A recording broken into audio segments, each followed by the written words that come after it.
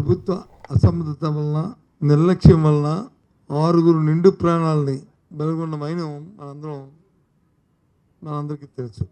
ఈరోజు ఈ వైకుంఠ ఏకాదశి నాడు ఆ దేవదేవుని దర్శించుకోవడానికి లక్షలాది మంది ఈ సృష్టి పుట్టిన దగ్గర నుంచి కూడా ఎప్పుడు వెళ్తున్న నేపథ్యం, సందర్భం. ఎప్పుడు ఇలాంటి సంఘటనలు జరగలే. ప్రజాస్వామ్యం వచ్చిన తర్వాత ఎన్నో ప్రభుత్వాలు వచ్చాయి, ఎప్పుడు కూడా ఇలాంటి సంఘటనలు జరగలే. కేవలం మానవ తప్పిదనం వల్ల, ప్రభుత్వ నిర్లక్ష్యం వల్ల, వాళ్ళ తాలూకు అనాలోచితమైన దురుద్దేశాల వల్ల జరిగిన కార్యక్రమం.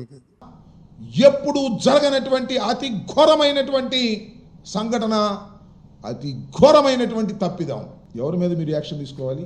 చైర్మన్ గారేంటి, ఈఓ గారేంటి, జేఈఓ గారేంటి, పోలీస్ హెడ్, ఎస్పీ గారి పాత్ర ఏంటి? వీరి మీద మీరు ఏమైనా యాక్షన్ తీసుకున్నారా? తీసుకునే ప్రయత్నమైనా చేశారా? పటిష్టమైనటువంటి పరిపాలనా వ్యవస్థను కూడా ఈరోజు భ్రష్టు పట్టించి నిర్వీర్యం చేసి 6-7 చావుకు కారణమై అనేక మంది క్షతగాత్రులు అయిపోయినటువంటి పరిస్థితికి ఈరోజు తీసుకొని వచ్చారు. మీరు తీసుకున్నటువంటి ఒక చెత్త నిర్ణయం వల్ల ఈరోజు 6-7 చనిపోయినటువంటి కారణమైనటువంటి టీటీడీ యాజమాన్యం దానికి కారణం. వీళ్ళందరూ కూడా బాధ్యులే. వీళ్ళందరూ వదిలేసి చంద్రబాబు గారు వచ్చి వాళ్ళ కింద ఉన్నటువంటి వాళ్ళని బాధ్యులు చేసి సస్పెండ్ చేస్తారు, ట్రాన్స్ఫర్ చేస్తారు. ఏంటి తమాషా?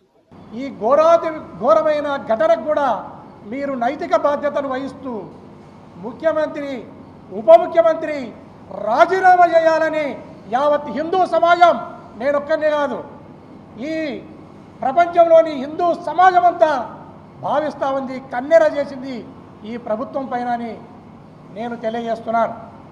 సామాన్యమైన ప్రజల యొక్క ప్రాణాలకు ఈ ప్రభుత్వము ప్రాధాన్యతనివ్వదు. చంద్రబాబు నాయుడు యొక్క ప్రభుత్వము భక్తుల యొక్క మనోభిప్రాయాలకు విలువ లేదు. ఆ భక్తుల యొక్క మనోభిప్రాయాలకు విలువే ఉంటే లడ్డు ప్రసాదానికి సంబంధించి ఇంత నీచమైనటువంటి నింద వెయ్యడు. సామాన్య ప్రజల యొక్క ప్రాణాలకు విలువ, ప్రాధాన్యత ఇచ్చిన మనిషి అయితే నిన్నంత ఘోరంగా నిర్లక్ష్యం వల్ల అంతమందిని చంపే ప్రయత్నం చేయడు ఆయన. చంద్రబాబు నాయుడు గారు కుప్పం పర్యటన ఎక్కడైతే చేస్తున్నారో అక్కడ పోలీస్ యంత్రాంగం అంతా కూడా అక్కడే సీఎం బందోబస్తులో ఉంటూ, తిరుపతిలో అంటే ఇదేం కొత్త కాదు, గతంలో కూడా చాలా ఏళ్ళ నుంచి కూడా వైకుంఠ ఏకాదశి అనేది మనం చేసుకుంటూ వస్తున్నాం. గతంలో మన ప్రభుత్వంలో కూడా ఎంత పగడబందీగా మనము టోకన్స్ కానీ టికెట్స్ కానీ ఇష్యూ చేసేవాళ్ళము. లక్షలాది మంది భక్తులు వస్తారు అని తెలిసి కూడా అధికార యంత్రాంగము, ప్రభుత్వం ఇంత నిర్లక్ష్యంతో చాలా మంది చనిపోయిన ఘటన మనం చూసినాము.